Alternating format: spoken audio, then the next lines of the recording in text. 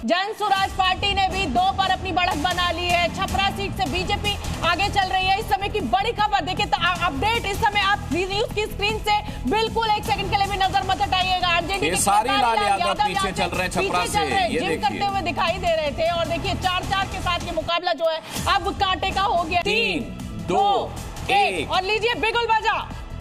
अब ये बिहार का भविष्य पिटारे में से बाहर निकलना शुरू हो चुका है। वोटों की गिनती शुरू हो चुकी है। बिहार में पोस्टल बैलेट की गिनती शुरू होगी और बस जो वक्त जा रहा है वो वक्त जा रहा है। सबसे पहले पोस्टल बैलेट की गिनती का नतीजा आपके सामने आएगा रुझान के तौर पर, और उसके बाद ईवीएम की काउंटिंग शुरू होगी। आधे घंटे के बाद ईवीएम की काउंटिंग शुरू होगी और बिहार को अपनी सरकार मिलेगी, बिहार को अपना भविष्य मिलेगा। बिहार ने जिस नाम पर, जिस वादे पर, जिस दावे पर वोट किया है उस पर मोहर लगेगी कि आखिर बिहार की जनता ने परिवर्तन को चुना है या उन्होंने एक बार फिर सुशासन को मौका दिया है। सुशासन हम देखेंगे बिहार में। हालांकि सुशासन के दावे तेजस्वी यादव की तरफ से भी हैं। उन्होंने भी कहा है कि अपराध को लेकर के अगर उनकी सरकार आती है तो जीरो टॉलरेंस की नीति वो अपनाएंगे।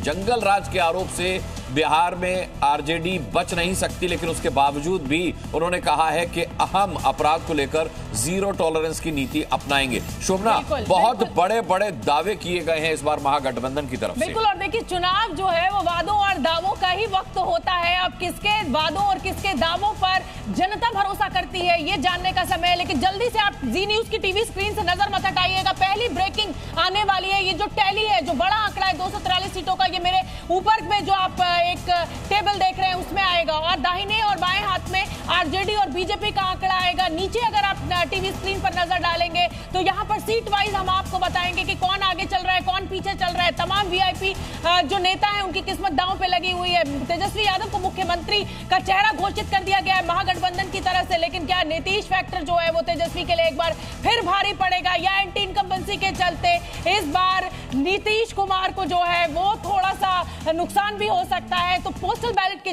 जरिए ये गिनती सबसे पहले शुरू होगी। लेकिन आप टीवी स्क्रीन से नजर मत हटाइए, मेरे चारों तरफ आप देखेंगे, अगर आप ऊपर देखेंगे तो यहाँ पर 243 सीटों का जो आंकड़ा है वो सबसे पहले यहाँ पर टैली जल्दी जल्दी बदलना शुरू हो जाएगी। आरजेडी और जेडीयू का आंकड़ा आप मेरे तरफ दोनों साइड में देखिए। यहाँ पर आरजेडी कितने सीटों पर बढ़त बना रही है वो हम आपको बताएंगे, जेडीयू कितनी सीटों पर बढ़त बना रही है, बीजेपी कितना का आंकड़ा क्या रह रहा है वो बताएगा। और नीचे की अगर आप टैली देखेंगे तो उसमें सीटों का आंकड़ा, यानी सहरसा से कौन आगे चल रहा है, पटना साहिब से कौन आगे चल रहा है, पटना की जो 14 सीटें हैं उस पर किस सीट पर कौन बाजी मारता हुआ नजर आ रहा है, किसके मुंह में लड्डू है और किसके मुंह में आज थोड़ी सी खटास है।